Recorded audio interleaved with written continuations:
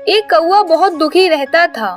वो अपनी जिंदगी से बहुत परेशान था और उसके इस दुख का कारण था उसके शरीर का काला रंग, और इसी काले रंग की वजह से वो काफी उदास भी रहता था। वो सोचता था कि बाकी पक्षी कितने सुंदर हैं, सबके पास कितने अच्छे अच्छे रंग हैं, लेकिन ऊपर वाले ने मुझे ही काला रंग क्यों दिया। एक बार वो एक तालाब पर पानी पीने रुका। वहाँ पर उसने सफेद रंग के पक्षी हंस को देखा। उसने हंस से कहा कि तुम तो बहुत खुश रहते होगे, इतना सुंदर रंग है तुम्हारा, एकदम सफेद। सफेद रंग शांति का प्रतीक है। तुम बहुत नसीब वाले हो कि तुम्हें इतना अच्छा रंग मिला। ये सब सुनने के बाद हंस बोला, अरे क्या पागल हो गए हो, सफेद रंग भी कोई रंग होता है। मैं तो अपने रंग से बहुत दुखी हूँ। कितना अभागा हूँ मैं कि मुझे ये रंग मिला।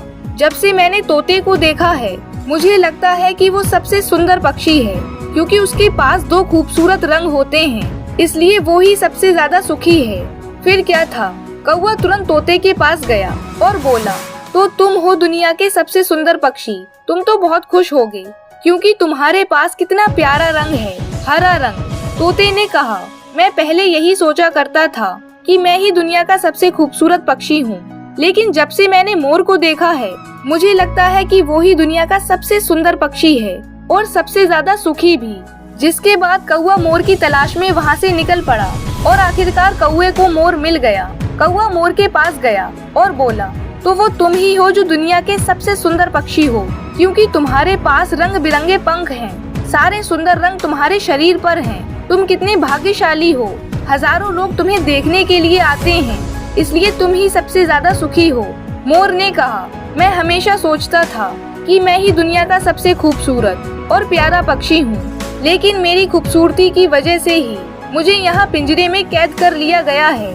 मैं बिल्कुल भी खुश नहीं हूँ और अब मैं ये चाहता हूँ कि काश मैं भी एक कौवा होता तो मैं आज आसमान में आजाद उड़ता।